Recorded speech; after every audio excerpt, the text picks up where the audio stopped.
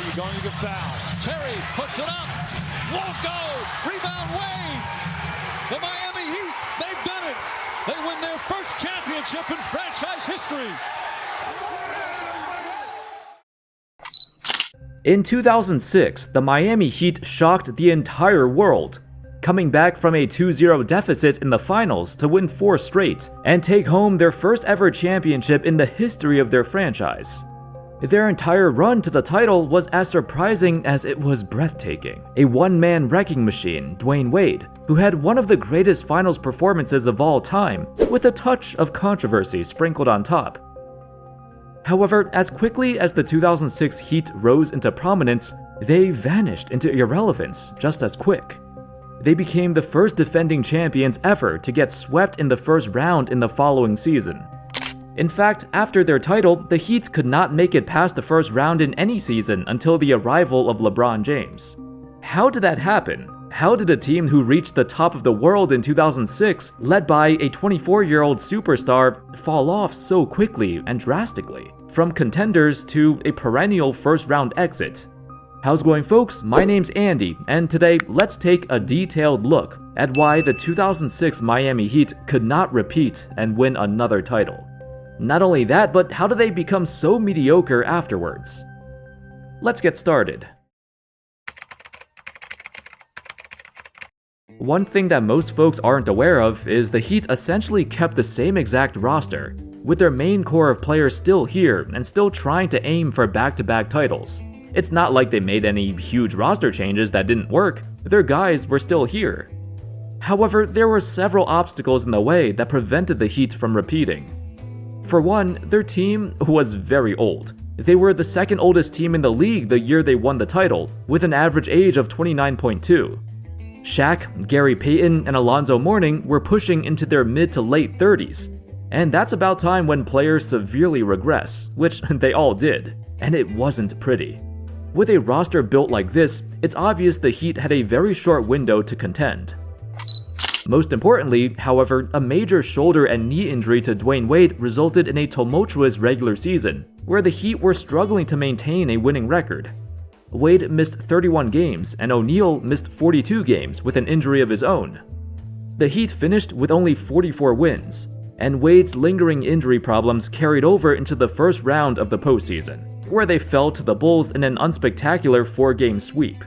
The white flag of surrender and also the acknowledgement of these great players, and their championship defense comes to an end. Sadly, this was an early sign of Wade's injuries that would haunt him in the years following his championship. In particular, his recurring knee problems that made even Kawhi Leonard's knees look serviceable. Shortly after the Heat got swept, Wade went through 2 separate surgeries, the first one to repair his shoulder, the second to repair his left knee. And while his shoulder successfully healed to maximum strength, it was that left knee in particular that put a ceiling on his potential. The same knee in which, a long time ago, when Wade played at Marquette, he got surgery to remove the meniscus.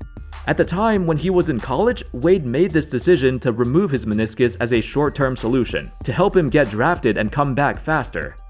But this decision haunted him for the rest of his career.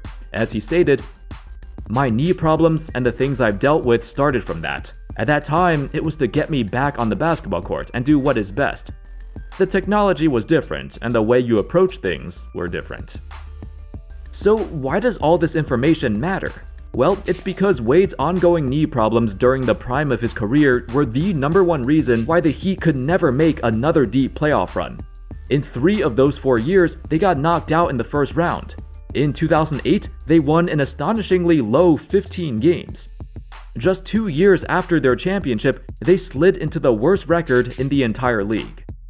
Wade missed 31 games in both of the next 2 seasons after he won the title, and his absence led to the Heat's struggle to stay afloat, while the rest of the roster crumbled around him.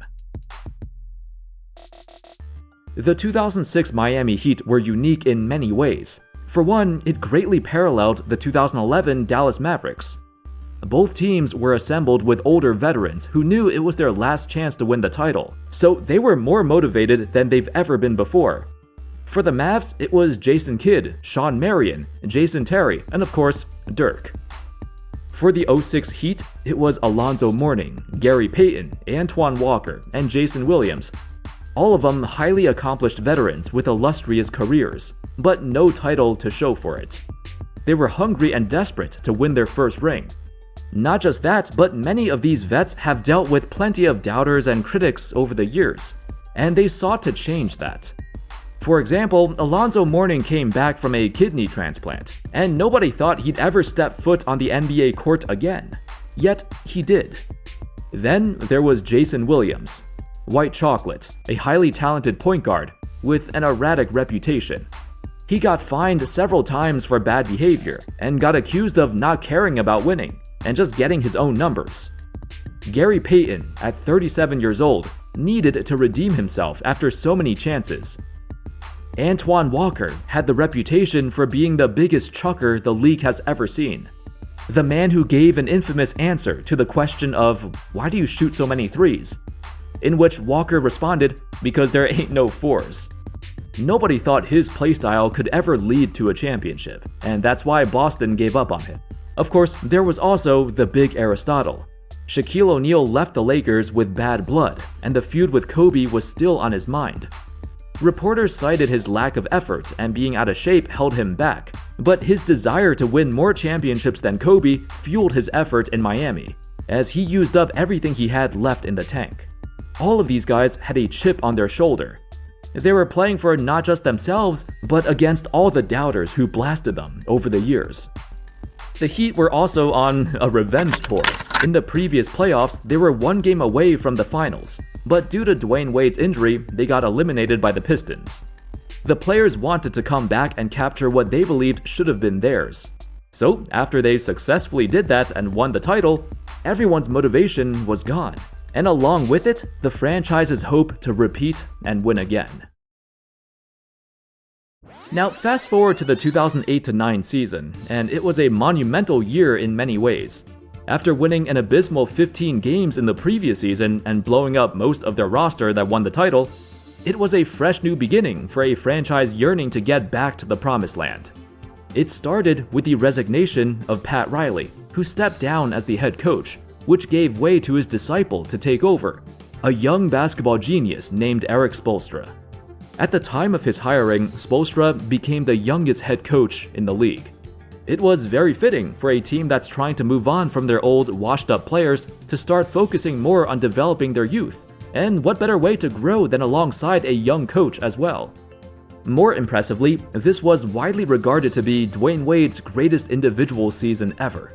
He led the league in scoring, he averaged the most points and most assists of his career, and most importantly, he played in 79 of the 82 games, the most games he's ever played. For a while, it seemed like all of his past injury woes have vanished, and Wade has finally surpassed his 2006 self, reaching a new level that nobody thought he could ever reach.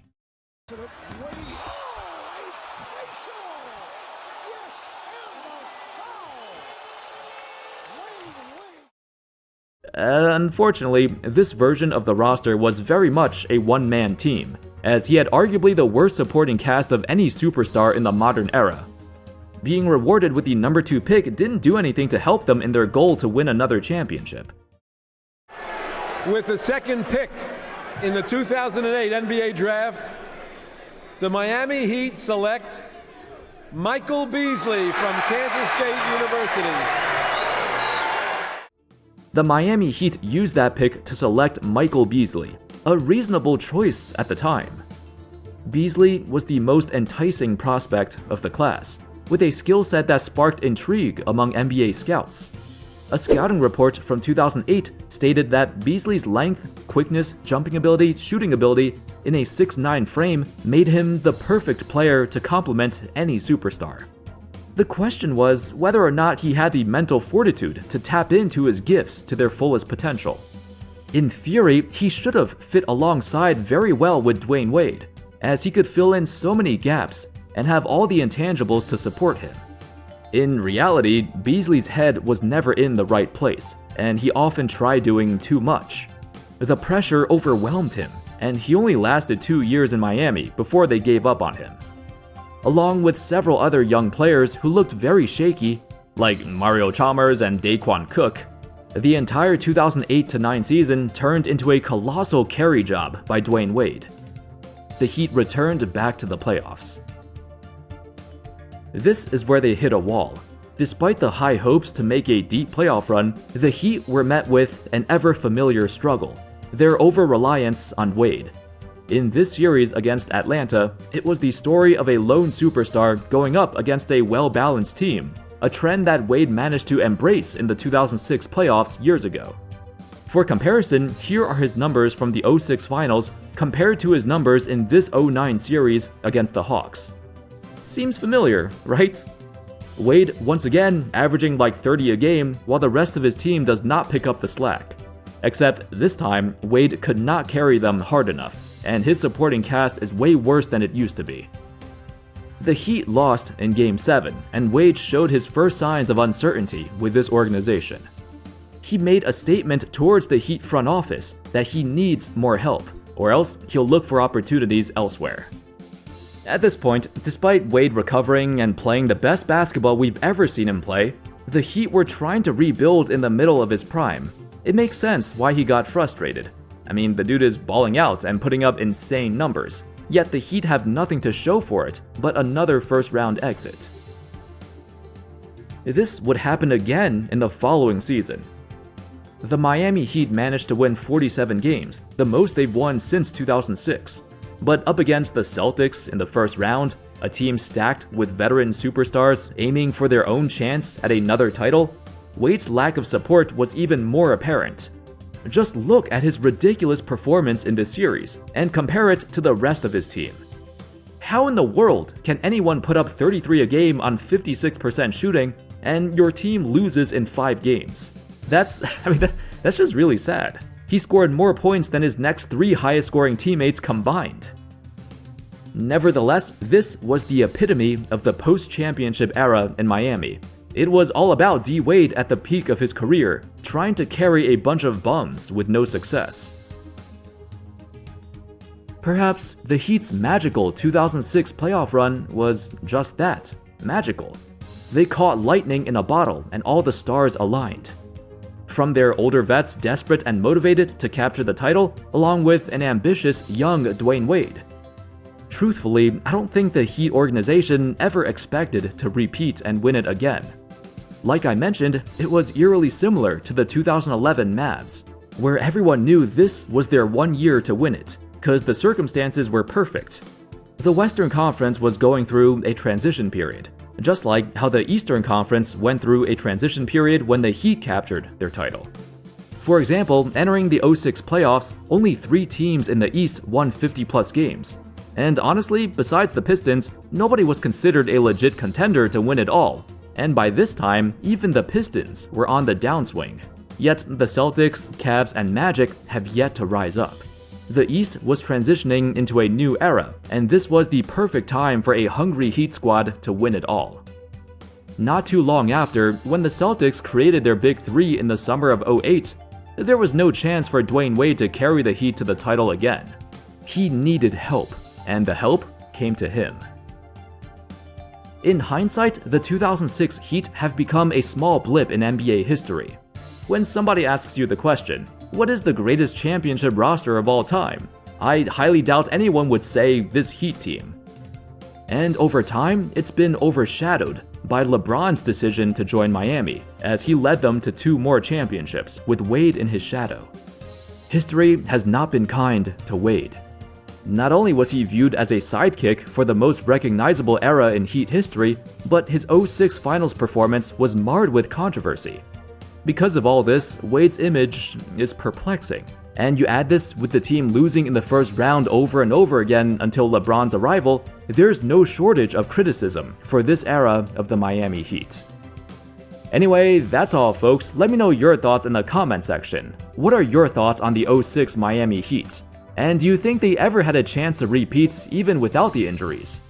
That's all folks, thank you all so much for watching, I hope y'all enjoyed the video, and of course, as always, I'll see you next time.